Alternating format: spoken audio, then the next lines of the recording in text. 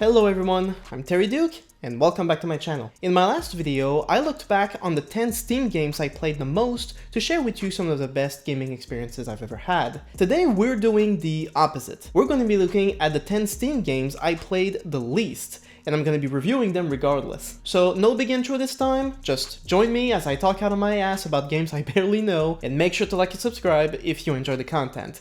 So let's do this. At number 10, with a whooping 67 minutes on record. And mind you, though, all goes down from here. This is Prince of Persia. So for context, when I first started my YouTube channel, I did nostalgic gaming reviews. And the Prince of Persia Sands of Time trilogy are some games that I covered. As a child, I loved Prince of Persia. But this game is a different beast entirely. It was released in 2008, it had virtually nothing to do with the Sands of Time trilogy, and at the same time Ubisoft Montreal was kicking off with Assassin's Creed, so this game felt more like a side gig than anything else. So I played it for like an hour, and I just thought the game was really weird. First off, I did not understand the premise at all. Like, the game starts in the middle of nowhere as the prince is running after his donkey, which is named Farah, by the way, which is a little offensive. Then he ends up meeting a princess, and the two of them end up finding her dad, and then the whole world goes to shit, and it's like, what? There's a lot of stuff going on in this game, and it all happens in the first hour. So it was a really weird experience, and I just wasn't really getting into the game. At the same time, the game has just enough gameplay mechanics to remind you that you're playing Prince of Persia, but because everything else is so different, it just makes it all the more confusing. I'm also not a big fan of the visuals. The game feels more like a Telltale games than an actual Prince of Persia games, but again, I only played it for like an hour, and the reviews for the games actually tend to be pretty good. So even though it's been a good 5 years since I played the game, who knows, maybe I'll give it another shot at some point. At number 9, with 51 minutes on record, this is Need for Speed Hot Pursuit. Now, big disclaimer, I've never been much of a racing game enthusiast. This is one of the first things I said in my very first YouTube video where I talked about one of my classics, Need for Speed Underground 2. I loved this game, but I was never much of a racing game enthusiast besides that one. But when I first got my gaming PC, I wanted to get a racing game just to see how my PC could handle it. And for some reason I decided to get a game from 2010, as if it would really put my GTX 1080 to the test. Don't ask.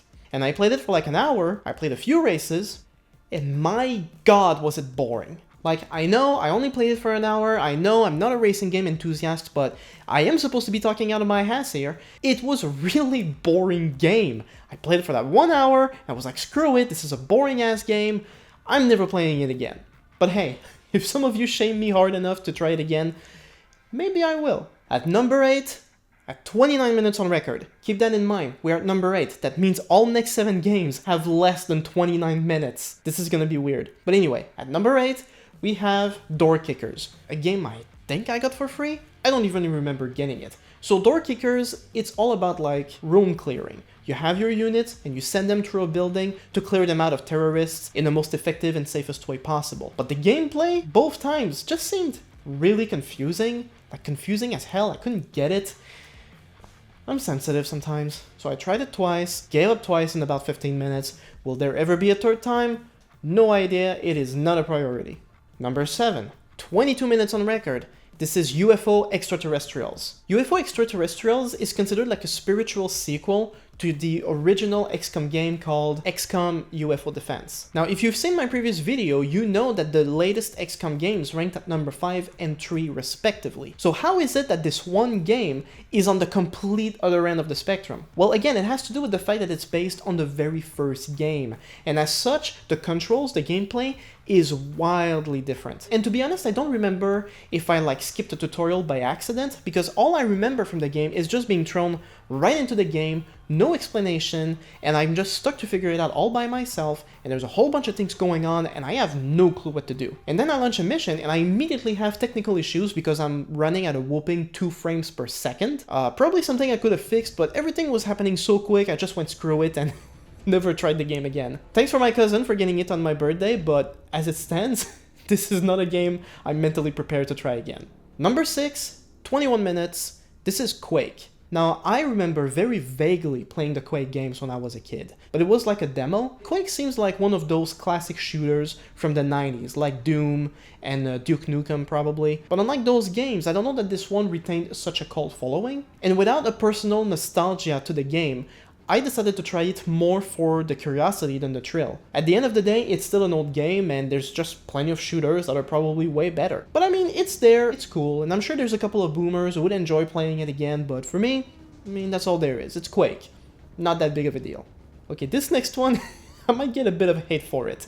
At 21 minutes on record, this is Skyrim. This one is pretty ironic, considering that Fallout 4 is the second game I've played the most and I'm still playing currently. I launched Skyrim once and did not even start a new game.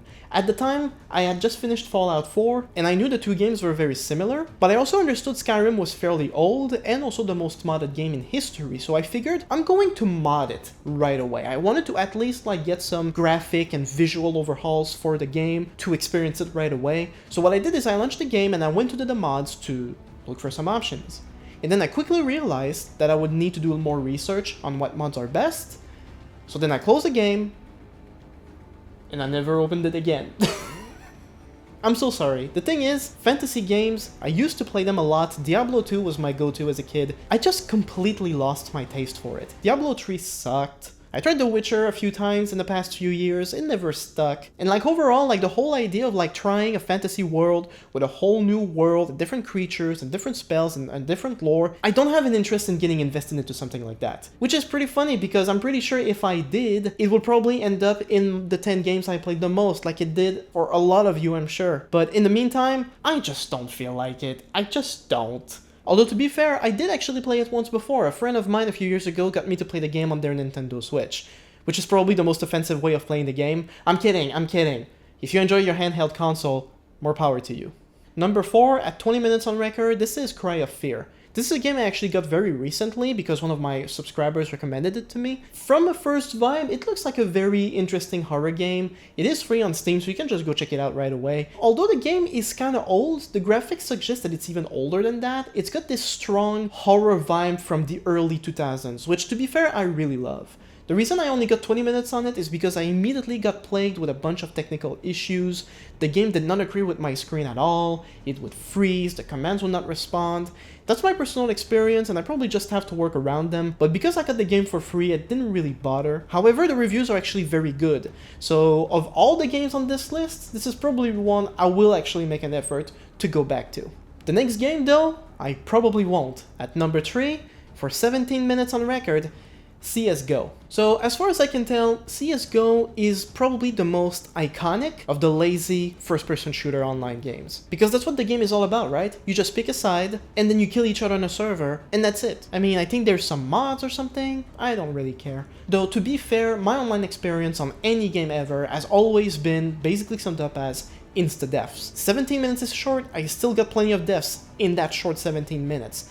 Just don't enjoy playing online all that much because of that. But at the same time, even if I was good online and I could actually play the game, the idea that some people would sink hundreds of hours, if not thousands of hours into a game like CSGO is completely beyond me. I mean, there's nothing to it, it's just random server fights, there's nothing. Though to be fair, it's old, so even the older machines can probably run it, and that's probably why. But I mean, as far as I'm concerned, from my personal experience, CSGO is perfect where it is in my Steam library. This number, 17 minutes, it's good, it doesn't need more than that, I'll probably never go back to it. Honestly, screw that game, I don't care. At number 2, this is probably the most obscure game I have in my entire library. I don't even remember how I got it, but anyway, at 16 minutes on record, this is Kyle is Famous. Even though I only played it once for 16 minutes, I wasn't in the mood when I played the game, it still gave me a fairly solid impression, so I might play it in the future. So in Kyle is Famous, you play as the main character Kyle, who is a notoriously wacky talk show host. And in the game, it's all about the prep time you have before your next talk show and what you're going to do with that time. So you get a bunch of options of what to do, what room to explore in your house, and what objects to pick up, what to do, and there are so many different possibilities that even though the game only takes about 5 minutes to beat, you can still try different things all the time. And it gets wacky and ridiculous. Two main things I remember playing in that short time period is one of those things you do with the characters, you go in the kitchen and then you can pick what to eat. And one of the options is the fridge. So you click the option and then the game describes how slowly but surely Kyle eats the entire damn fridge and then the game just moves on. I remember also exploring a corner of the room only to find a corpse, and then the guy ends up taking the corpse out on a date on a movie theater and misses the talk show. Like, it goes all over the place. I don't understand that game at all, but at the same time, it is actually pretty funny when you think about it. I just wasn't in the mood when I first played it. I could probably see myself like playing that game with a friend. I'm pretty sure it'll get us a good laugh. So if you find it for free on Steam, sure, get it. It's probably fun. And finally, at number 1, with literally 1 minute of playtime. Now I apologize in advance because this is quite a turn in the video. It's going to get a little dark. At number 1, this is Depression Quest. Depression Quest is a very simple text-based game where the entire goal is to give the player an idea of what it's like to have depression. But the story behind the game is not really the game itself, it's its developer, Zoe Quinn. So Zoe Quinn is a developer that did this game with her boyfriend at the time, and while the game started having really good reviews, there was also like this big rumor that started spreading online. It was this starting point that led Zoe Quinn and a bunch of other women to essentially experience what must have been the biggest harassment campaign we had ever seen online at the time, an event that would later be known as Gamergate. And so going back to Depression Quest, you could basically say that it was the starting point of Gamergate. And it was while I was reading on Gamergate a few months ago online that I ended up learning about this game, and it turns out it was free on Steam, and so I decided to get it because of like its cultural significance. But the idea at the time was that I was going to play the game with its intended purpose. Like, Depression Quest had nothing to do with Gamergate. It was the starting point, but it was completely irrelevant. It had a different goal in mind. So I wanted to play the game for what it was. But when I actually did, I opened the game, immediately got a headache, and closed the game and didn't bother again. As I've said before, part of really enjoying a game is being in the right mindset when you play the game, and the game has received a lot of very good reviews, so I'm sure it's good for what it intended to do, but I don't know if I'll ever be in the mood to actually try it. Who knows?